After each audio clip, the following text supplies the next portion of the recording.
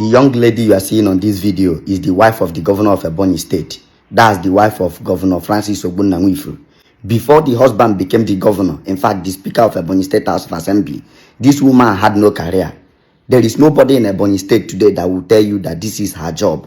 But everything about her today speaks luxury. Luxury jewelries, luxury clothes, luxury traveling, luxury cars. If you see her entourage, you will be surprised. It will appear like it's where a CEO of a big company is coming. What is her job? She's just a wife of a governor. This is why when Peter Obi is saying that the office of the first lady should be scrapped, I support it. If anybody in Ebonyi State or beyond should come out and tell me the job of this lady before the husband became a speaker of Ebonyi State House of Assembly, I'll give the person 200,000. A verifiable job that this lady was doing that could fund this kind of lifestyle. Nobody knew her till the husband went into public life. Unlike every other politician in Ebonyi currently is not in a safe hand. If you check the wife of the first governor of Ebonyi State, Eunice Okamakayego, she was an administrator. She was into the school system. She was a teacher, a respectable teacher, till she rose to the position of a principal of a school. Little wonder Dr. Sam Egbu paid attention to the school system in Ebonyi State. If you look at the wife of Martin Elechi, Josephine Elechi, you will see that she had a job that she was doing. At the time, she even paused and went to university, graduated, and went back and continued her job before the husband even became the governor. That is women of substance. If you look at the wife of Anyempire Sanim, who was the former Senate President of Nigeria, the wife has a job. Those luxuries she is wearing, those are primary schools that are never built. Those are primary health centers that are never built. Those are rural villages roads that were never built. What they are using it to do is to live large and elevate their classes. If you want to marry someone who would support you. Because in Latin is a popular saying, Nemo dat quod non habet, which means you cannot give what you don't have. They say behind every successful man, there is a woman. Don't also forget that behind any man that is performing poorly, there is also a woman. This story is not just peculiar to Ebonyi State. It is the same thing in all the whole 36 states. Check all the governors that are doing well. They are married to women of substance, women that have what they are doing. Because if you are grounded in any field, you would understand how to impact humanity. Good morning, ladies and gentlemen. I remain Lemekonye Kodbury.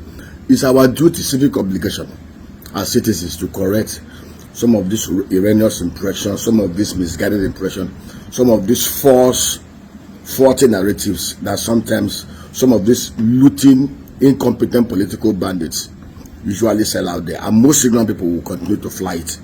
You know, I was listening to the former National Public Secretary of Labour Party.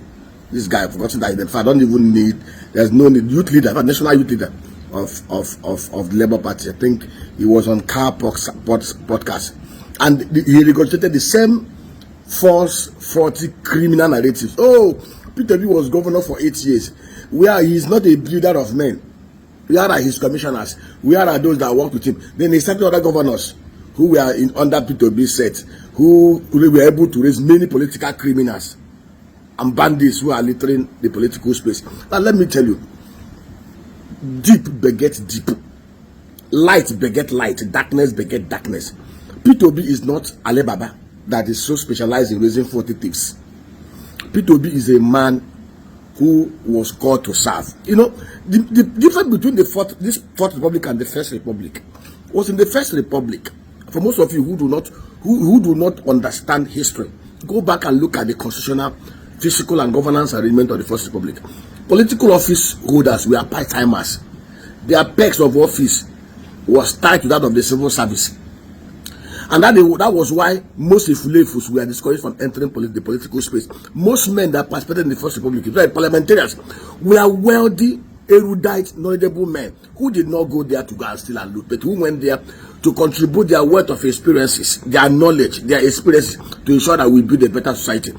In the First Republic, we had erudite men, cerebral men, honest and wealthy men like Soludo. He was a parliamentarian in the First Republic. He was one of the wealthiest men, if not the wealthiest man in Africa. He was chairman of the 15 topmost corporations in Nigeria. He was the founder of Naija Stock Exchange. He went to parliament. Soludo. Today, what we have all manner of charlatanisms and all those stuff. All manner of charlatans. Now, Peter did not build men. Let me tell you, Peter worked with professionals. Men that had first address, second address, third address. Immediately Peter left office, they all went back to their professions. Politics is a call to serve. It's not a career for criminals who are jobless, who are incompetent, who are looking for avenues to loot and to share and to show up their sagging and the filthy and the corrupted socio-economic lifestyles. The same thing with Jonathan. Jonathan governed with technocrats. That was why when he left office, some of them did not stay behind to scavenge, join APC or any other party, so that they would remain all government in power. They went back to their private lives. Akinwumi Adesina was the Minister for Agriculture under Jonathan. He was the best Minister of Agriculture in the history of Nigeria. He was the man that slew the fertilizer criminal racketeering for 16 years in 6 months. And when he left, he went back to AFDB as the president. And we see his footprint, his impact, his legacies. Arumote was there. Aruma went back to the World Bank. Okonjo-Iweala was the coordinating minister of the economy, finance minister. She went back. She's the DG of WTO. Go and check all the women and men that worked under Jonathan. Most of them have come back to their jobs. That was what Peter Obi did. Unlike the other governors who surrounded themselves with Otipus, criminals and bandits who are incompetent, who are ready to lick spittle. That's why I feel sorry for River State. River State today had become a dungeon for all manner of dancing idiots who do not have any competencies, no credibility, no political experience. All they just wait is lick spittle, genuflate, lying behind the chief Ali Babas. As long as you know how to loot, how to grab election, how to steal, how to bribe, how to corrupt, you are in. That was not what Peter did.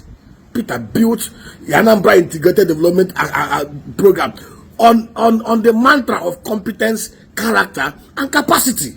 And when he finished, the guys all dispatched their private jobs. And that is how it's supposed to be. You're not supposed after being appointed as a minister or commissioner, then after 8 years, you will linger around looking for other appointments. It's a call to serve. Ekweme did the same thing in the Second Republic. Ekweme was a wealthy man, an architect, a cerebral man. He went to power. He became poorer when he left office. Desmond Tutu was an accomplished lawyer when he became governor. Michael Obara was a medical practitioner, and you could see the legacies that they left behind. Today, all you have is just know how to shout, how to scream, how to steal, how to grab, how to loot, how to be corrupt, how to kill a man, and you're in. And then. By the time these governors leave, they will litter the whole system with all manner of vultures. All they do is just steal. So Peter did us a whole world of good. The same thing with Jonathan. They governed with professionals and technocrats who understood their job, finished their call of duty, and went back to their private space. They didn't hang around to see what they can scavenge because they weren't jobless in the first instance. So when these guys come up with, oh, Peter did not build men, where are those? Tell them that Peter worked with men and not with thieves. Peter worked with technocrats, men that had character, competencies, capacity, integrity, men that had first, second, and third addresses, men that had something they were doing. And when they left office, they went back to their private life. And that is how it's supposed to be. Politics is not an avenue to scavenge like a vulture. Don't allow them to say this false narrative. It is better to raise men who will add value than to raise criminals. The less the number of criminals in society, the better for Nigeria. See the whole spaces from local government, go to the southeast. Everywhere is littered with all manner of bandits, political bandits, incompetent men. They're jumping from one road to another. They have no private life, no private business, no private company. All they do is just loot, suck, loot, respect, genuflate, stand on 40 and weekly and the useless mandates. The old and the Iberibe.